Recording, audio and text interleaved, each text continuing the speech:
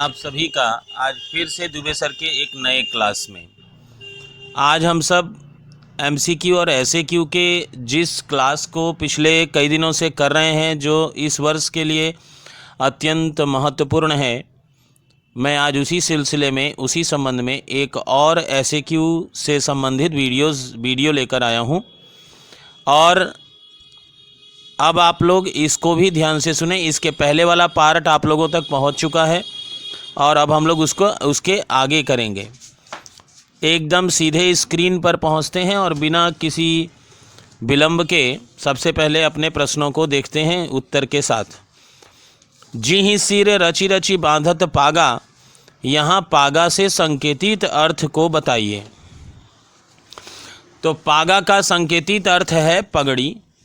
क्या बहरा हुआ खुदाए, कवि ऐसा क्यों कहता है? कवि वाह्याचार्य व पाखंड के विरोध में ऐसा कहता है। अगला प्रश्न है, दुनियों बूढ़े धार में चढ़ी पाथर की नाव। दुनियों शब्द किन्हें इंगित करता है? तो दुनियों शब्द गुरु और शिष्य को इंगित करता है। बूंद और समुद्र किसके प्रतीक हैं? तो बूंद समानी समद में शोकत हेरी जाए। इस लाइन के आधार पर यहाँ बूंद आत्मा का तथा समुद्र परमात्मा का प्रतीक है। निंदक नियरे राखिए आंगन कुटी छवाई या बधाई, इस पंक्ति का अभिप्राय क्या है? मैंने आपको और भी क्लासेस के दौरान मैंने बताया था कि निंदक नियरे राखिए आंगन कुटी बधाई का मतलब निंदा करने वाले व्यक्तियों को अपने आंगन में ले आके घर नहीं बनाना। इसका मतलब ये नहीं होता। इसका मतलब उनके काफ़ी नज़दीक रहना। इस पंक्ति का अभिप्राय यह है कि जो व्यक्ति हमारी निंदा करते हैं उन्हें अपने पास सम्मानपूर्वक रखना चाहिए, ऐसा कबीर कहना चाहते हैं। जल में कुंभ, कुंभ में जल है। जल में कुंभ, कुंभ में जल है, बाहर भीतर पानी। ये जो दोहा है उस आधार पर कुंभ किसे कहा गया है? कुंभ अर्थात घड़ा, जो शरीर को इंगित करता है। त्रिगुण से कवि क्या कहना चाहते हैं? माया अपने हाथ में त्रिगुण फांस लेकर चलती है। अपनी मीठी वाणी से सबको अपने फेंटे में लेती है और उसी हिसाब से त्रिगुण का अर्थ है सतोगुण, तमोगुण और रजोगुण, जो मैंने यहाँ ब्रैकेट में आपको बताया है। कुपथ निवारी सुपंथ चलावा, कौन सुपंथ चलाता है? तो सच्चा मित्र कुपथ निवारी सुपंथ चलावा, अगुण प्रगटे अवगुण ही दुरावा। इतने गुण प्रकट करे कि उस सारे अवगुण तुम्हारे दूर कर दे, वही सच्चा मित्र होता है। तो सच्चा मित्र ही सुपंथ पर चलाता है।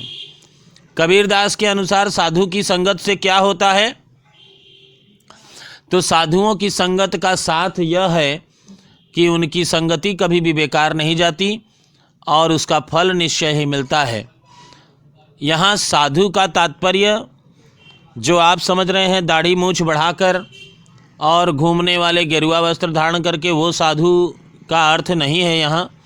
यहाँ साधु का अर्थ है हर वह व्यक्ति जो अपनी जिम्मेदारियों को, अपने दुनियादारी को बहुत बखूबी और बड़े ही ईमानदारी से निभा रहा है। यानी हर वह सज्जन व्यक्ति साधु है जिसकी संगति करने से आपको नुकसान नहीं होगा।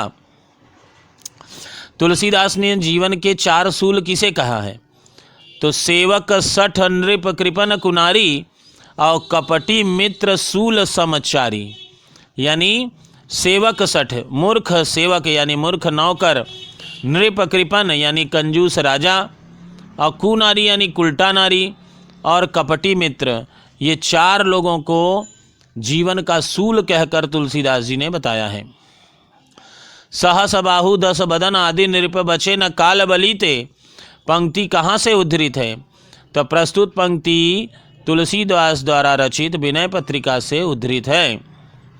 पोछी पसेऊ बयारी करो का अर्थ बताइए। तो यहाँ अर्थ है पसीने को पोंछकर राम सीता को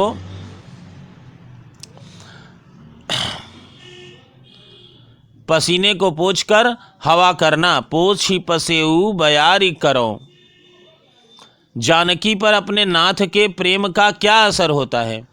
जानकी का शरीर आनंद से पुलकित हो जाता है तथा उनकी आंखें भर आती हैं प्रभु श्री राम के प्रेम को देखकर। सच्चे मित्र अपने मित्र के धूल समान दुख को भी किसके समान समझते हैं? तो बताया गया है कि निज दुख गिरि सम रज करी जाना, अपने पर्वत के समान दुख को धूल के समान, और मित्र का दुख रज मेरु समाना, यानी मित्र के धूल समान दुख को मेरु पर्वत के समान जो समझता है, यानी पर्वत के समान जो समझते हैं, उसे ही सच्चे मित्र का धूल के समान दुख भी किसके समान समझते हैं? पर्वत के समान। इसका उत्तर देंगे आप। सच्चे मित्र का धर्म क्या है? सन्मार्ग पर चलाना। संध्या सुंदरी कविता में कवि के विरहाकुल कमनीय कंठ से क्या निकल पड़ता है? विहाग। हृदय राज्य की रानी का वह करता है अभिषेक। हृदय राज्य की रानी कौन है? उसका अभिषेक कौन करता है? उत्तर है हृदय राज्य की रानी संध्या सुंदरी है। बालों में गूथा हुआ हंसता हुआ तारा उसका अभिषेक कर रहा है। आप निकल पड़ता तब एक विहाग किस कविता से उद्धृत है? यह संध्या सुंदरी कविता से उद्धृत है। संध्या सुंदरी कविता कवि के किस संग्रह से ली गई है? उत्तर संध्या सुंदरी कविता कवि के परिमल संग्रह से ली गई है। कवि का अनुराग क्यों बढ़ जाता है? अर्धरात्रि की निस्तब्धता के कारण कवि का अनुराग बढ़ जाता है। संध्या सुंदरी कविता कवि के किस संग्रह से ली गई है? परिमल। कवि का अनुराग अभी अभी बताया आपको मैंने। और कवि ने संध्या सुंदरी को क्या कहा है? तो कवि ने संध्या सुंदरी को परी कहा है। किसके अधर मधुर मधुर हैं? संध्या सुंदरी के अधर मधुर मधुर हैं। अभाव उसे और किसी चीज का नहीं। किस कविता की पंक्ति है? अवकाश वाली सभ्यता। आदमी को हर समय किसी काम में लगाए रहो कौन कहता है?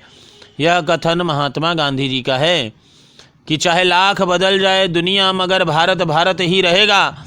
कवि ऐसा क्यों कहता है? भारत अपनी गरिमा और विशेषता सदा बनाए रखेगा।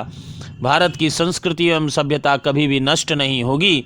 इसलिए कवि दिनकर जी ऐसा कहते हैं कि सारा भार विज्ञान पर डालना बुरा है। अर्थ स्पष्ट कीजिए। दुनिया एक दिन यह स्वीकार करेगी कि अपने सुख साधनों के लिए विज्ञान पर आश्रित हो जाना उचित नहीं है।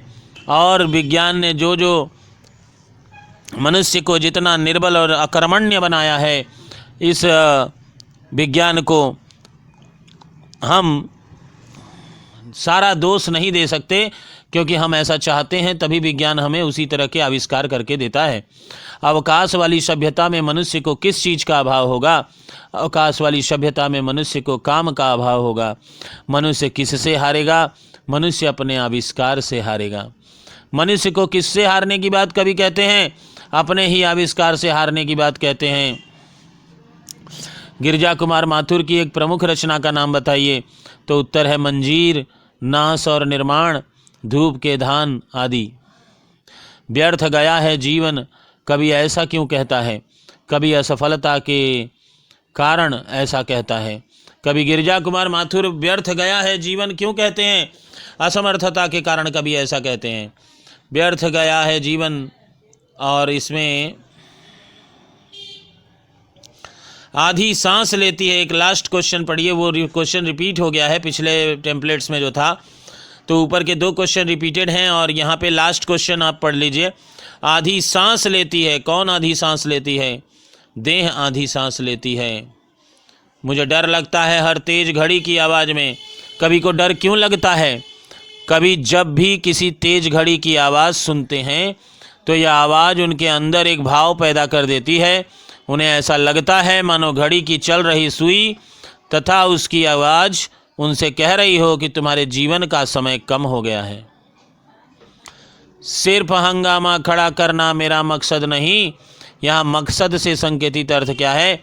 यहाँ मकसद से संकेतित अर्थ लक्ष्य है। हो गई है पीर पर्वत सी कविता किस विधा की रचना है?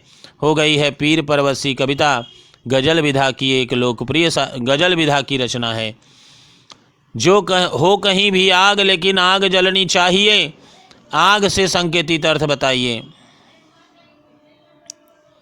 प्रस्तुत शेर के माध्यम से दुष्यंत कुमार जी ने लोगों से यह कहना चाहा है कि बदलाव लाने, भ्रष्टाचार मिटाने तथा इस सड़ी गली व्यवस्था के खिलाफ एक आग लोगों के दिलों में जलती रहनी चाहिए, चाहे वे किसी भी जाति या धर्म या स्थान के से संबंधित क्यों न हों। इस हिमालय से कोई गंगा निकलनी चाहिए से क्या अभिप्राय है? दुष्यंत कुमार भारतवर्ष में व्यवस्था परिवर्तन की आकांक्षा रखते हैं, इसलिए वो गंगा जैसा एक समाधान चाहते हैं। जिस प्रकार हिमालय से निकलकर गंगा हिमालय के लिए एक समाधान बन गई है, उसी प्रकार इस दर्द रूपी हिमालय से कभी भी एक गंगा निकलने की उम्मीद रखते हैं, एक समाधान करने की उम्मीद रखते हैं। दुष्यंत कुमार ने दीवार शब्द के माध्यम से क्या संकेतित किया है? दुष्यंत कुमार ने दीवार से शोषक और शोषित वर्ग के बीच का अंतर को संकेतित किया है। और मेरी कोशिश है कि यह फिर डॉट डॉट है, पंक्ति को पूरा करना है, तो आप उत्तर लिखेंगे मेरी कोशिश है कि यह सूरत बदलनी चाहिए।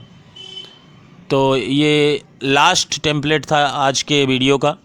तो प्यारे बच्चों, मेरे व्यूअर्स, मेरे चाहने वालों और मेरे प्यारे प्यारे छात्रों, मैं फिर से आपको रिमेंबर करा देना चाहता हूं कि आपकी परीक्षा काफ़ी नज़दीक है और आप सब जमकर तैयारियां करें। उसमें जितना सहयोग हमसे हो पा रहा है मैं कर रहा हूं। और भी बहुत सारे विषयों के आपको वीडियोस मिलेंगे। सभी वीडियोस ध्यान से देखें, कई बार देखें, ताकि आपको वो और कहीं से याद करने की आवश्यकता ना पड़े। आप वीडियो देखने के बाद क्या कुछ अच्छा लगा, बुरा लगा, उसकी प्रतिक्रिया अवश्य दें। और आपके प्रतिक्रिया से, आपके कमेंट से बहुत बल मिलता है, जिससे मैं और भी आपके लिए वीडियो बनाने की कोशिश करता रहता हूं और कामयाबी भी मिलती है और मैं आप तक सारे क्लासेस पहुंचाता रहता हूं। तो चलिए, और साथ ही साथ मैं आपको बता देना चाहता हूं कि आप लोग वीडियो के इनबॉक्स को भी देखा करें। वहाँ भी मेरे कुछ ऑडियो साइट्स के, जैसे जहाँ पर सिर्फ ऑडियो आप सुन सकते हैं बहुत सारे मैटर्स पे, बहुत सारे टॉपिक्स पे, तो एंकर पॉडकास्ट, गूगल पॉडकास्ट और blubbery.com, उसके बाद और भी बहुत सारे जगहों पे वहाँ पर आप मुझे सुन सकते हैं। आप स्पॉटिफाई पे सुन सकते हैं मुझे। तो चलिए, आज यहीं पर समाप्त करते हैं। धन्यवाद।